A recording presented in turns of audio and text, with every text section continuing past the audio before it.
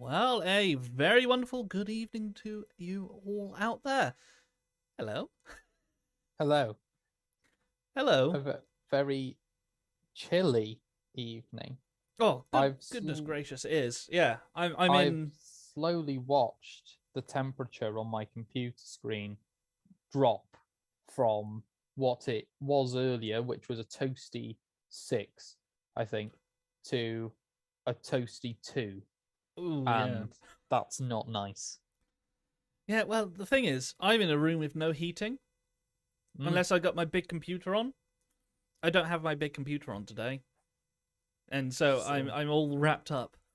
I do often debate with myself, though, is this time of year better or is summer? Because we often kind of complain in the summer, oh, it's far too hot. But then we get to the winter and we say, oh, goodness, it's far too cold. And I often try and debate with myself, when am I actually at my most comfortable? And I think I've kind of concluded that it's neither. Yeah, it's a tricky one, that one, because actually, I think I prefer winter because I think it's easier to get warm than it is to Yes, get cold, get it cool is. down. It is. But the storm the other day, Storm Oh yeah, Arwen, was a doozy. I think we can both agree. it completely destroyed my broccoli. Oh no. Yeah, I had some broccoli growing on the balcony, and yeah, it just completely zoop, just went. Oh, I we were my partner and I were walking along the seafront in Frill during the aftermath, and the sand had gotten everywhere, absolutely everywhere. It was all over the road. It was in the it was just piled, and there was a post box just surrounded by sand. It was like it's on its own little beach. Well, It maybe someone was was trying to make their own beach. They ordered some quite sand in the possibly, post. yeah, quite possible, and it had leaked. Exactly. It was crazy. It was absolutely everywhere, and it was still blowing profusely, as we were walking, and it was just everywhere. I found sand in my hair for hours afterwards because it was absolutely everywhere. And I know that it's impacted quite a lot of people as well, hasn't it? It was pretty Oh, bad. One of the most worst we've had in certainly. a while, I would Yeah, say. big one. Anyway, weather talk over. Yeah, we've got weather out the way. Big tick. We have. But yeah, of course, there's a reason why it's so cold, isn't there? It's that time of year again. It is. It is that time of year. It is the chilly time of year, It's the but chilly the time. festive time.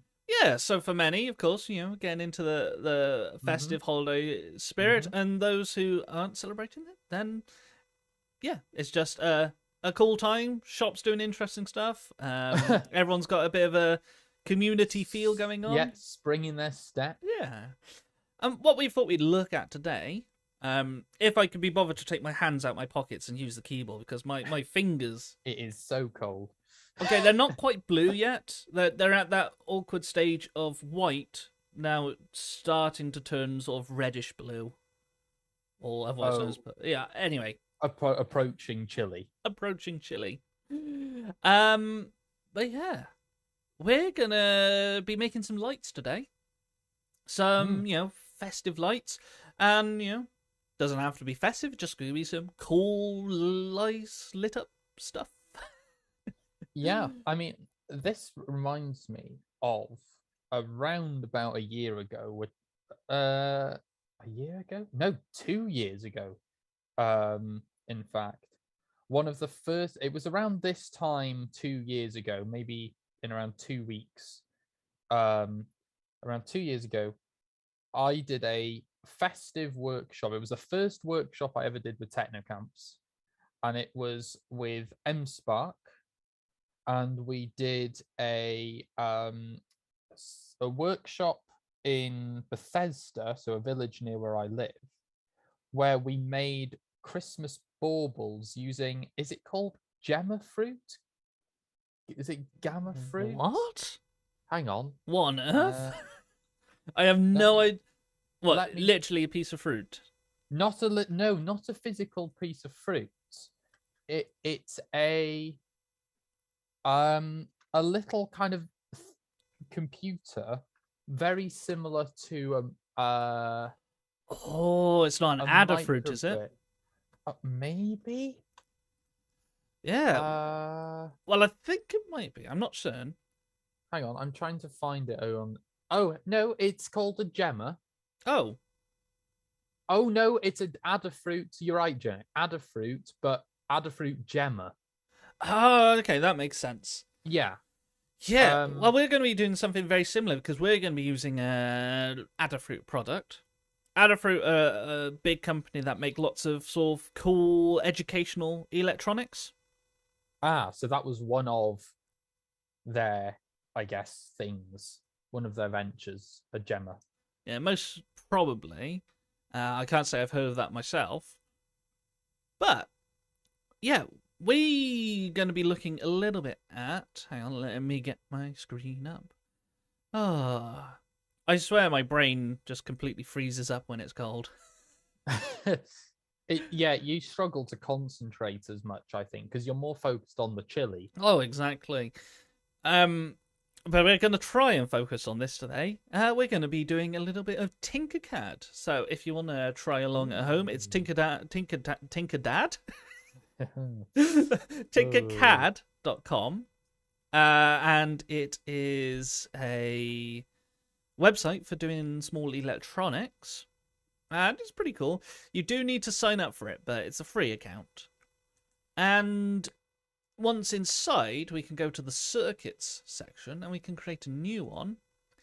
Because we are going to be creating fairy lights or Christmas lights or, decorative lights, whatever you want to call them. Festive lights. Yeah. And first thing we need is we'll need the computer that's going to manage them. Now, in simpler times, fairy lights, all you do is you just plug in a battery and they light up. In fact, some still do that. Mm-hmm. But as time's gone on, people have added more and more computer chips to the fairy lights so that they do interesting patterns, they might repeat, they might flash, they might dance, that kind of stuff. Yep, we've got many of those at home here. Yeah. In fact, I just put mine up today. Light the place up a bit. But yeah, we need a computer chip that will do all the nice patterns. But the trouble is, we're programming them ourselves, so we can't just use a chip off the shelf. We need a chip that we can program. And luckily, over on the right here, the Arduino Uno has that chip available for us. So I've just clicked and dragged it out into the middle. Yeah. The Arduinos are pretty cool. The Arduino Uno is the old one, though. They've got some now which are absolutely tiny. It's pretty amazing. How much programming stuff you can fit in a tiny chip. But this is quite a big one. Yeah. Wow. Sorry, because you're watching on a delay. I was going to say, it's huge. You're watching on a delay. I just thought that was a completely out of context wow. I thought maybe, I don't know, a plane passed by the window or something. Oh, no. Yeah, it's because of the delay that I've just seen the size of the Arduino, and it is absolutely huge. But you say that, but this bit on the left is a USB. So it's not too big. Oh, no, yeah, it's not too big. Yeah. But what we need is something to light up. And one of the things we can use are called Neopixels. Now, I will say one thing. Neopixels are the name that the company Adafruit uses. But, if you want to buy from a different company, they've just got a different name.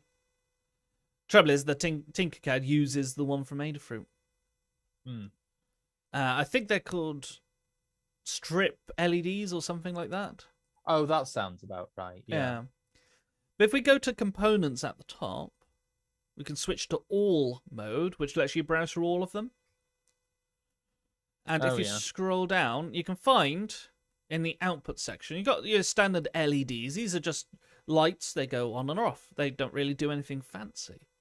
But then we get into the interesting ones like the Neopixel.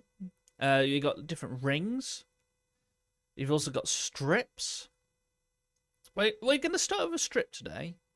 And we might look at playing around with the others. I can't say personally I've played around with the ring-shaped ones. But they might be interesting.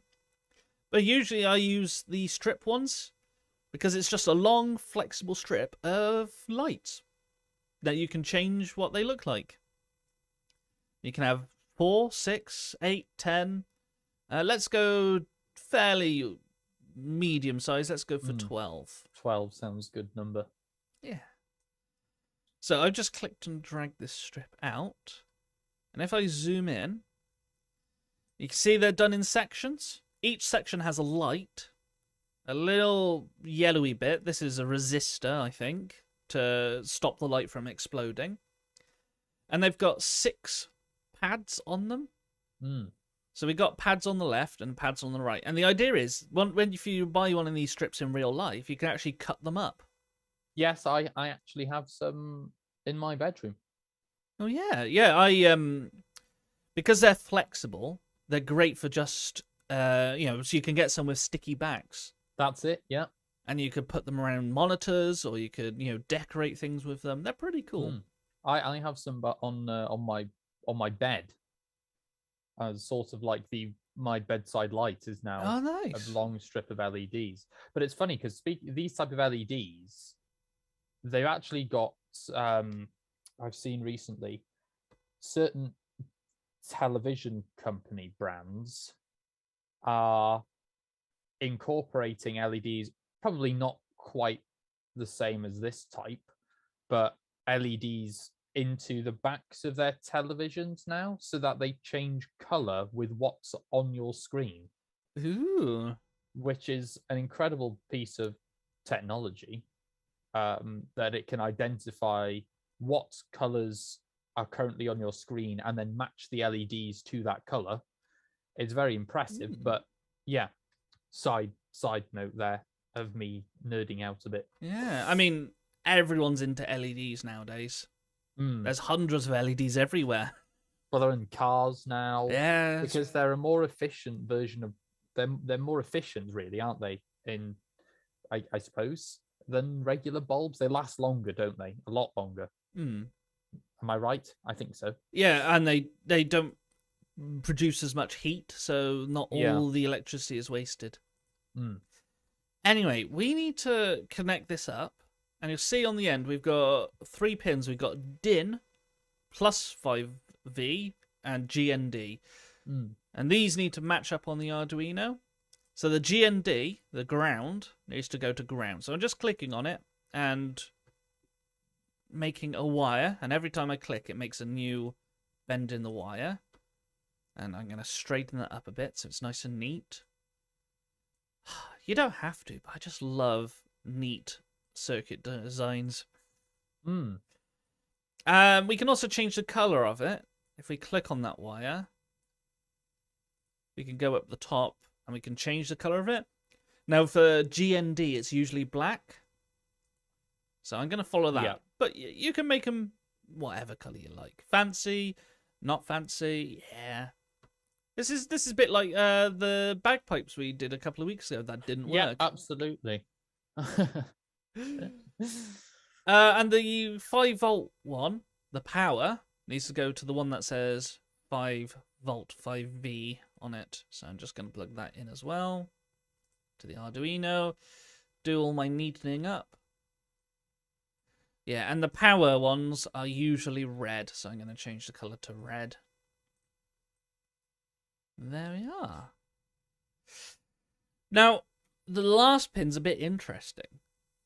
So, when I talked about the bagpipes, I said the digital pins, the ones on the top of the board, they only do on or off.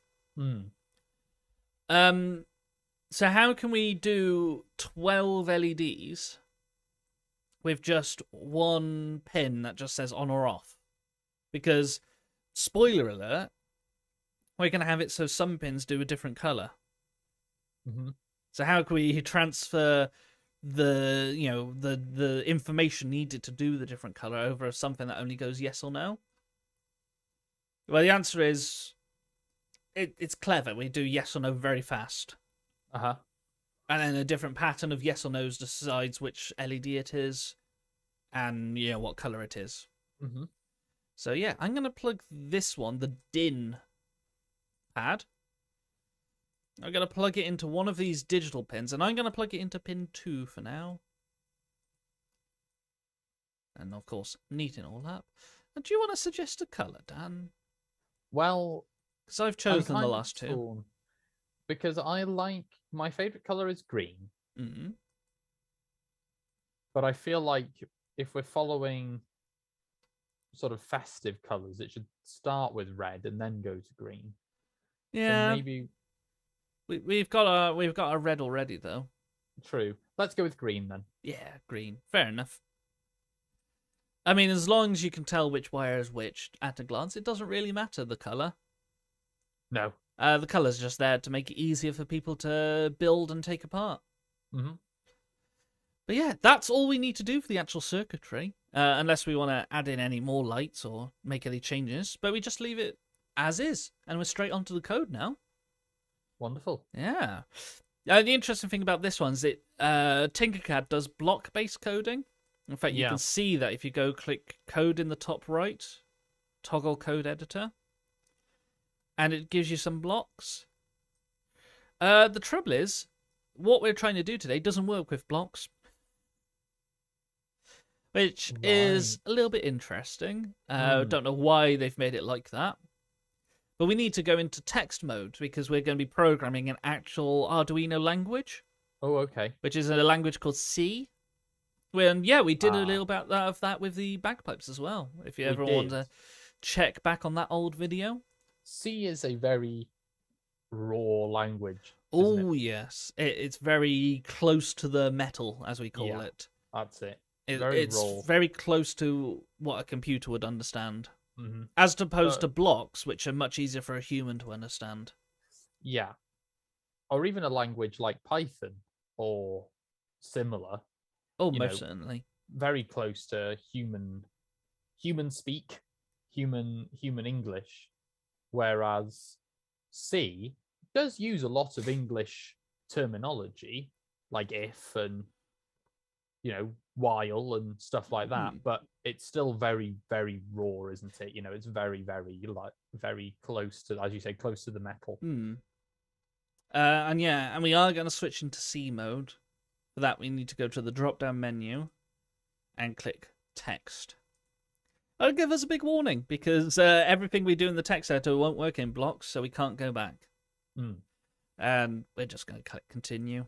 It's funny that it kind of Arduino seems to use a complete contrast of each of, it goes from this very kind of, no, I'm not going to use the word easy because that's not right, but more simplistic version of programming with blocks to, raw C. There's no happy medium, is there? No, I mean, there's a blocks and text mode, but it doesn't quite work. Yeah. Oh, I see it's C++ as well, so it's just fancy C. Fancy C with extra gubbins. Yeah. Yeah. Anyway, we need to delete the code that's already made, but we're not going to delete all of it. We need to keep 2 bits. We need to keep void setup and void loop. Now these are called functions. Mm-hmm. And basically they're there to do something. And what they do is between the 2 curly brackets. So void setup, what that does is it sets things up when you first press go. Mm-hmm. So if you've used Scratch or MakeCode Arcade, it's like the start block. Yeah. And the curly bracket shows everything that's inside setup. So at the moment, we've got something called pin mode. I'm just going to delete that whole thing. Mm-hmm. But I'm not going to delete it all the way. I'm just going to make it so line 5 is blank, and I can start typing there if I want to. Uh-huh. And we need to do the same with void loop. What void loop does is it just keeps on doing stuff over and over and over and over and over and over again forever. So are these I take it these are predefined functions Oh, that very much Arduino so. understands. And if you ever do any Arduino programming, you'll use void setup and void loop constantly. Mm-hmm. But yeah, I'm going to delete everything in loop as well. So yeah, we got nice clean setup, nice clean loop. There we go. Yeah, and the next step, that's not quite everything we need. So, we talked about it a couple of times, the concept of a library. Yes. So yeah, a library, for those who don't know, if your programming language doesn't know how to do something, it goes and looks it up. Just like you would. If you don't know how to cook, you go and get a cookbook. But where might you find a cookbook? Well, you could find a cookbook in the library. Yeah. But not every library. So no. In real life, you get a library for cooking, a library for... Well, you probably don't get that in real life, actually. Well, you would have... Okay, how about we think of it like a bookshop? Yeah. And there are sections in the bookshop that have different things. So, you walk into somewhere like Waterstones, other brands are available, and there's a section in there on cooking, or there's a section in there on maths education, and a section in there. There are different sections within Waterstones that talk about with different types of book. Yeah. And the same kind of thing happens with code. We have to point it to the right section. Mm-hmm. So what we're going to do is we're going to hit this little shelf icon called libraries. And we can bring in lots of different stuff. We can bring in things like liquid crystal. And what that does is lets you make displays. Keypad lets you work with keypads. Servo lets you control motors and all that kind of stuff. Mm-hmm. We're going to add the one called Neopixel because that's the brand of the LEDs we're using. Uh-huh. And we're just going to go ahead and click include. And all it does is it writes this line at the top. It's very common in something like Unity to have libraries that do different things. One thing that I've noticed is, if you want to do anything that involves text in Unity, some kind of text overlay or something like that, I've found that one of the things it likes to know is that it uses the Unity's UI library. But if you don't include the Unity UI library, it can get a bit confused about what to do when you're trying to script text. If you were trying to just include text, that's fine. But if you want to actually program that text to do something, it needs to understand what text is. So therefore, you have to include that library. And I've noticed something else that might be worth pointing out as well, Jack. For those who are Python fans, the hash key, or hashtag, as it's probably more favorably known, that makes me feel old. Yeah, that symbol is not for comments in C. Yeah, so this is a big difference in some languages. Different languages have different styles of doing things. So in Python, if you use a hash symbol or a hashtag, or what it used to be known as the pound symbol. Pound symbol, that used to be comments, so the bits that don't get included. Mm-hmm. But in C, they very much are... Well, they're kind of still comments, but a different kind of comments. It's a tricky one to explain.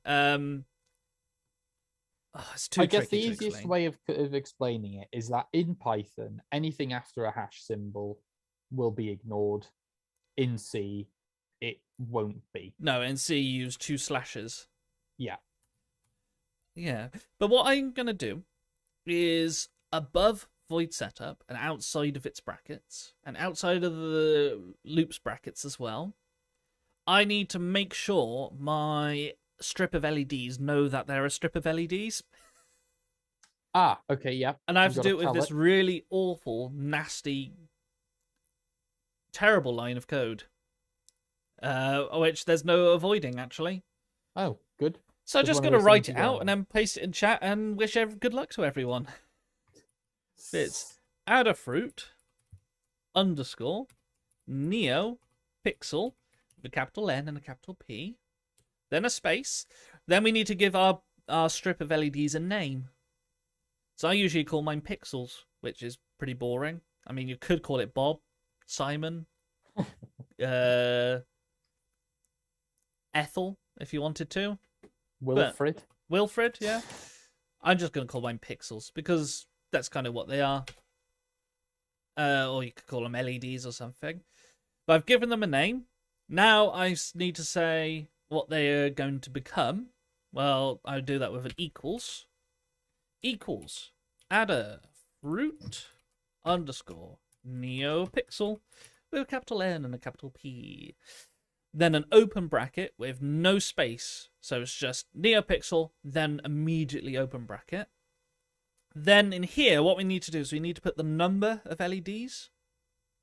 So if I go back to mine, I've zoomed in a bit too much here, but I had 12 LEDs total. So I need to put the number 12 in here, followed by a comma, because we need to give it more information. So I've given it the number of LEDs. Next, we need to give the pin that it's plugged into. Well, it's plugged into pin 2 for me. So I'm going to type 2. Then another comma. Then we have to type in, and to be honest, I don't know what it means. Neo underscore GRB. All in capitals. See, it sounds like it's meant to be RGB. Yeah, we're quite familiar with RGB because that's red, green, blue, and we've used it in Python. We've used it, all sorts of places. But no, we need Neo GRB. Wow. And it gets worse, I'm afraid, because we next pop in a plus symbol. And we have to add Neo GRB to Neo underscore KHZ 800. Oh, brilliant. Which is a nightmare. Basically what we're saying there is we're just telling it what type of LED strip we're giving it. Right. And apparently we're giving it a Neo KHZ 8000. Okay. I assume that means 8000 kilohertz. I mean, looking at that, to the person who produced it, they probably said sensible. To the rest of us, we've gone not sure. Also, I'm not sure if it's because it's not caught up, Jack, but you've put KHZ 800, not 8000. Oh, I definitely meant 800. I did not. Okay. See, I told you my brain does much go when cold. does much look. Yeah. Anyway, I'm going to finish that off with a closing bracket and a semicolon. Because C and C++ is one of those languages that will only work if you make sure you pop a semicolon at the end of every single sentence. And C#. And C#. I'm trying to think of it. Java does that. JavaScript. Less so nowadays. But yeah, there's quite a few languages that do that. But anyway, that's the awful line out of the way, and I'll just copy and paste. That's not a word. Copy and paste that into chat, in case anyone wants to, skip the effort, which I don't blame you. But yeah, we're done with that horrible line, and we could go on to the next bit, which is going to go in the middle of our void setup. So for me, that's line 7. And this one's nice and simple. It's just the name of our strip, which is pixels, dot, begin. Oh. Because we're just telling them to begin. But nothing simple in C. We also need an open bracket, a close bracket, and a semicolon. So is that another... What would that be then? Is that a command? Because normally if you put an open bracket, close bracket, surely doesn't that normally mean it's like a function? Yeah, so... if you want to get technical, pixels is now an object, Yeah. Because C++ is an object-oriented language, Mm. which means that what we're doing is we're creating a thing in Yes. this awful long line, where we're creating a Mm. thing called pixels. Yeah. Now, one of the things that pixels can do is begin. So by Right. doing pixels.begin, we're telling it to do that. To do just that. Yeah. Okay. And we could give it more options by putting stuff inside those brackets, but that'll just break everything, so we're not going to. Yeah. No, keep it simple. Yeah. And speaking of simple, we're on to the void loop now. So I'm in between the brackets, the curly brackets, a void loop on line 12 for me.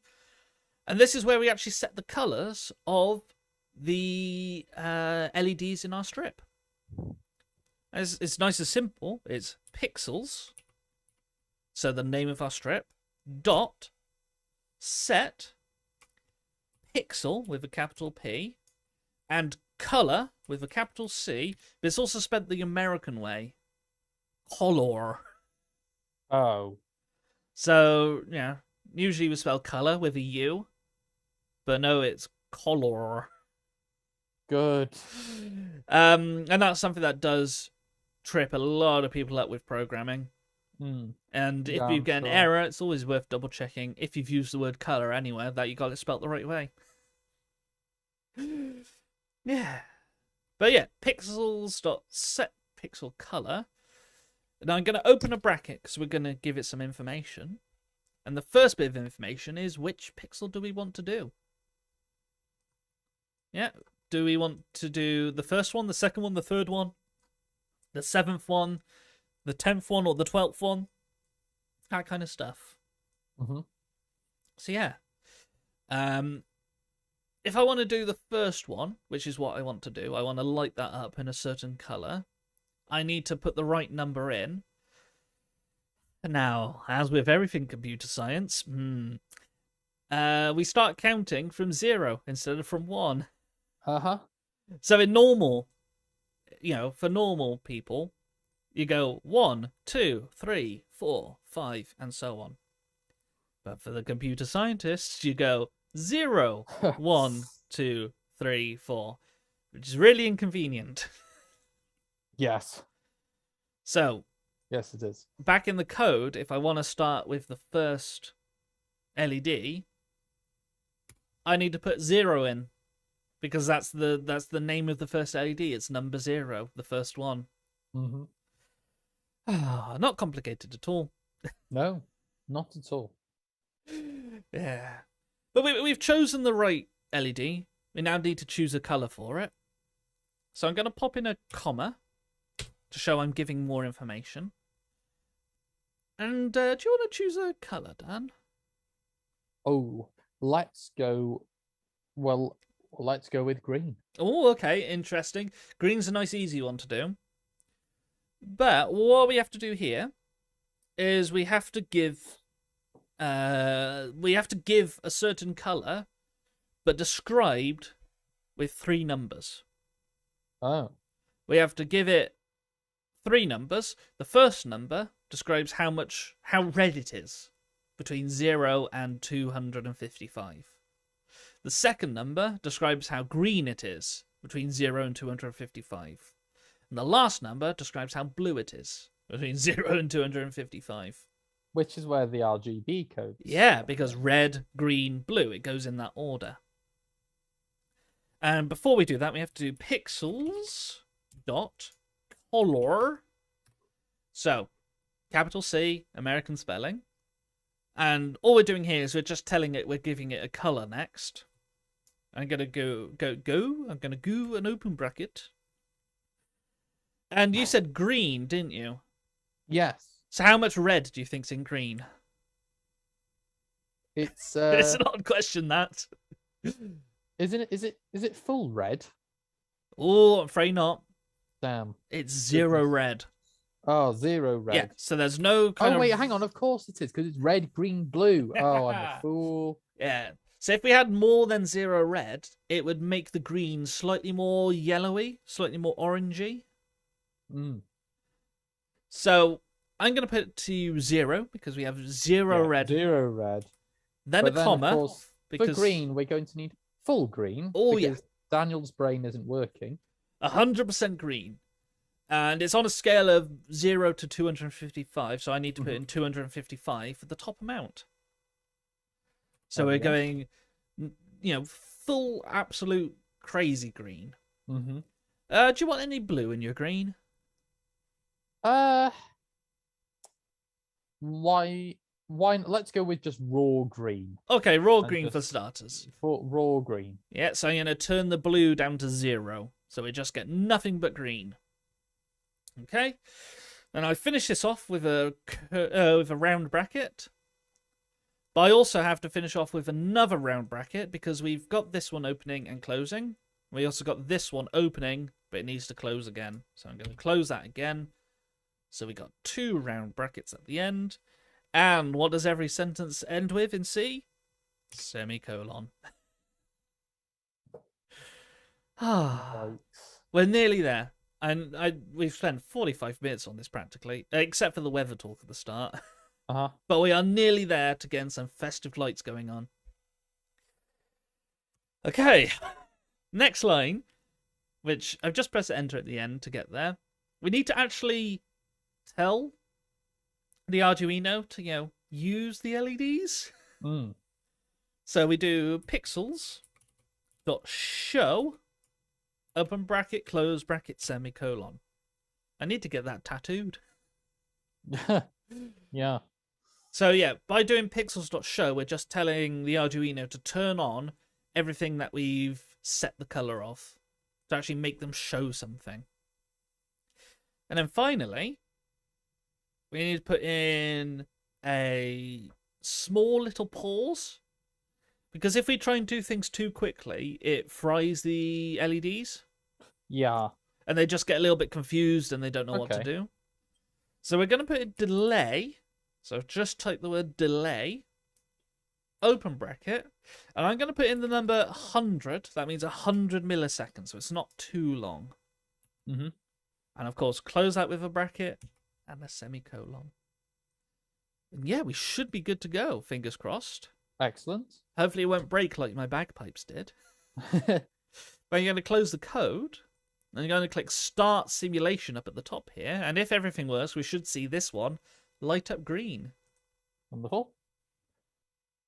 Hey, it works. It works. It's a little bit faint on screen, but we have a lit LED.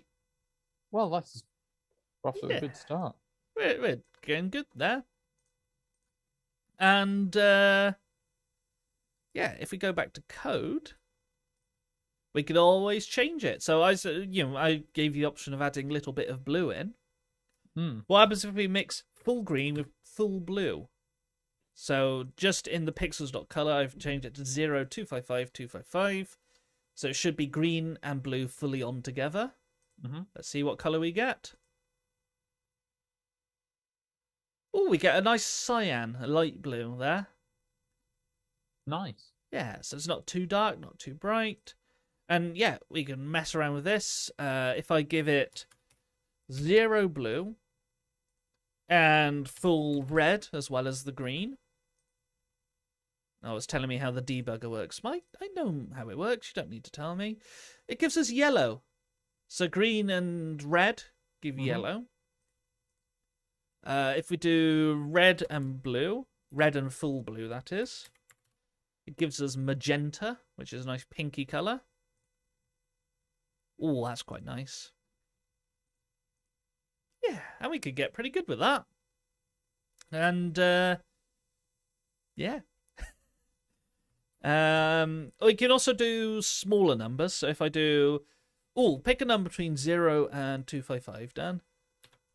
173. 173. And again? 54. 54. And again? 205. 205. Let's see what colour you've just made. Oh, it's a kind of light, dusty pink. Oh, okay. That's not too bad. No, there are some, helpfully, of course, many browsers and even Paint Is that still a thing?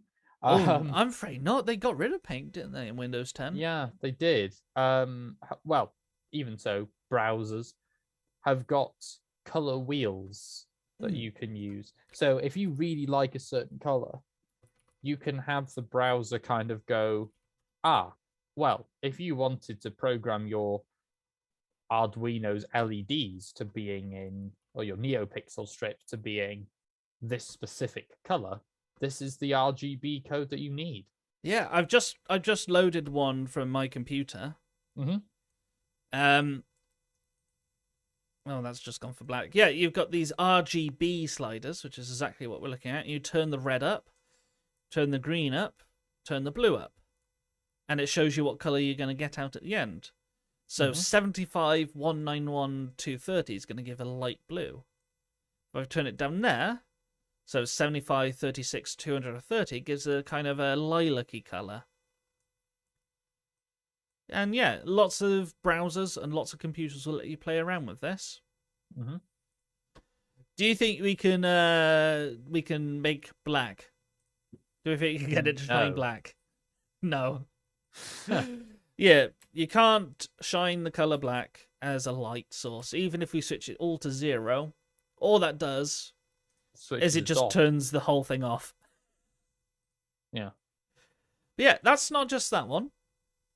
Let's turn this one to a red. If we do the exact same thing on the next line, so similar in fact, I'm just going to right click, I'm going to highlight the whole thing, copy, and paste. I'd switch the 0 here, I'm going to change that to a 1. What I'm doing is I'm going on to the next LED now. I can change this to a different colour. Okay, and if we click play... So now I've got red and blue. So you only need pixels.show and delay 100 once. Yep. So what you That's do in the first two, in the lines above pixels.show, is you're setting up all the colors first. Then you tell them to switch on. Ah, okay, makes sense. And that's looping constantly, but with a small delay in between to stop them from basically cooking themselves. Yeah. So if I do it for the second one along, let's have this one be the green one. Yeah, let's give that a go. Oh, hello, my code's got an error. What's gone wrong with it? I know what I did.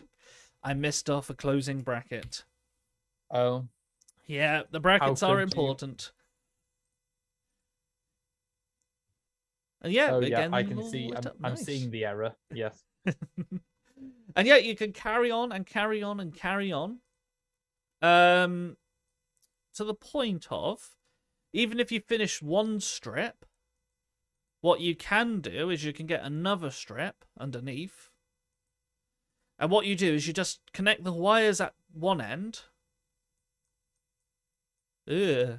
Oh, my mouse is not working now. You can connect the wires at one end to the wires at the start of the next strip. And then you just change the number of LEDs in the code. So if I go from 12 to doubling it, I'd go to 24. So that's one thing you can do. I'm just wondering, is there a way we can... Actually, we've only got 10 minutes left. That might have to save that for another day. There are ways of animating this, so they actually do the flashing and they do the chasing and all that. But that's a little bit more involved.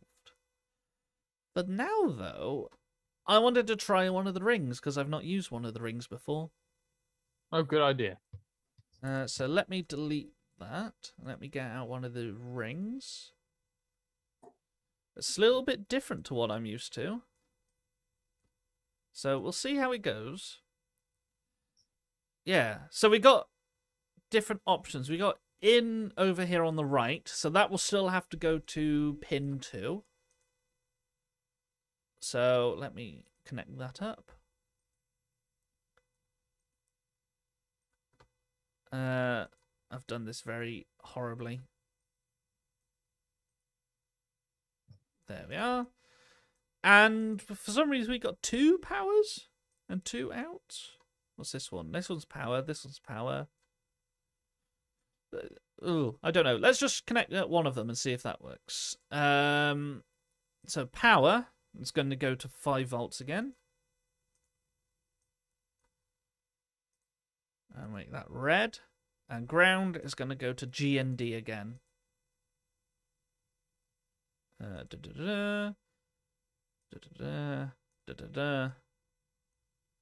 going to be black. And I assume it's pretty much just the same code, I hope, but with changing the numbers. Imagine so. Yeah. Well, let's see. It's the same product. It's just it's in a ring now instead of in a long flexible wire. Mm-hmm. Let's go to the code again. And this it has 24 LEDs. This one, so I'm going to change that number to 24. And I'm just going to click play, and we'll see if it works. Hey, it does work. Oh, good. And it looks like it's counting 0. So it starts at 0 next to in, then it goes 1, 2, 3, and all the way around. So yeah, I'm gonna polish off doing the rest of these, and try and make them, a bit Christmassy, or otherwise festive. Like, so hang on. I'm looking at the string of fairy lights I got up over in the other room, trying to see if I can copy that pattern, because it's quite a pleasing pattern, that one. They go blue, red, green, amber. Mm-hmm. So, yeah, let's do that. Let's start. Okay, let's start with blue. And then we go to red for the next one. And then green for the next one. And then on the next line... Oh. Yeah. I haven't used my keyboard in a while, and I'm completely out of practice. Oh, I see. Yeah, I've just replaced... I tried to do copy and paste. Instead, I just replaced my entire line of code with a weird French letter. Oh, I can see it. Yeah. Yeah. What was that? A cedilla? A circumflex? Yeah. It's one of those. Yeah. Anyway, what would amber be? So amber would be a little bit of green, I reckon. So let's go 100 green, maybe? And 100 red? No, a bit more red. Because having both red and green the same was yellow. So 200 red. No, full red, 100 green. And we'll do that at position 3, see if that works.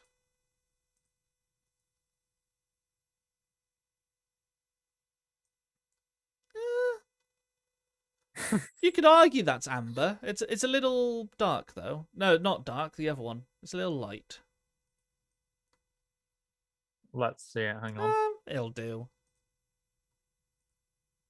Yeah. Let me see. Oh, it's close enough.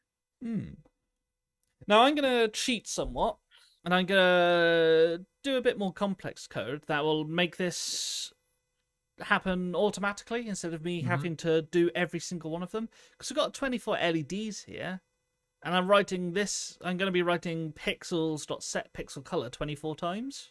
Yeah, which isn't very efficient. So if I do a for loop, so for int I starts at 0, it goes to less than 24. Ooh, hello. And every time it adds on 4. So just hang on. What's 0 plus 4? That makes 4. So 0 plus 3? No, if it plus 3s every time. How would that work? Oh, yeah, then +4 goes to 4, which goes... Yeah, that's fine. So, I plus equals 4. Yeah. It's been such a long time since I've written anything in C. Yes. Same here. I've done C#, but that's a bit nicer. Yeah, I think C# is like C, but kind of Microsoft flavored. Yeah, it's quite nice in some ways. Takes out a lot of the more strenuous aspects of getting C to work.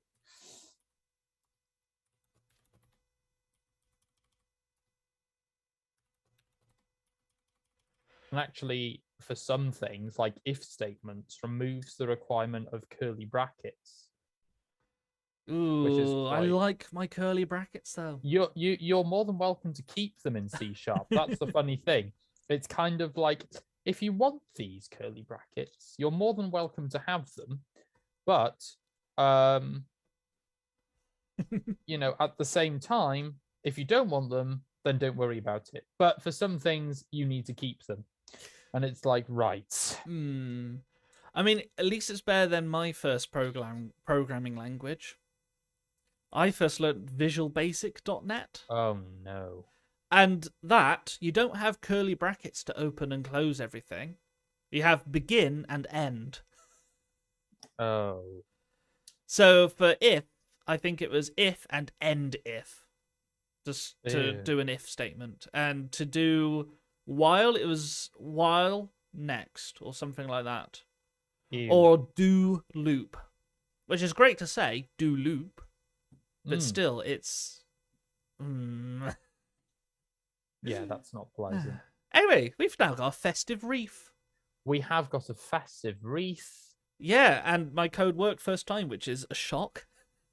But basically, all my code is doing is it's starting with I as 0. So we say I equals 0. Then we say we're going to stop when I is 24. So that's the maximum number we go up to. And then every time we're going to be adding 4 onto this thing for this variable I. Okay, so what we do is we then make a pixel at position I a certain color, then the one next to it a different color, then the one two places next to it a different color, then the one 3 places next to it for a different color. Then we go back to the start and we add 4 onto I, so it skips onto the next 4 LEDs to light up.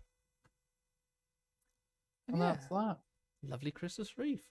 Anyway, we finished with 2 minutes early, which is a bit odd for us today. It is, but there we go.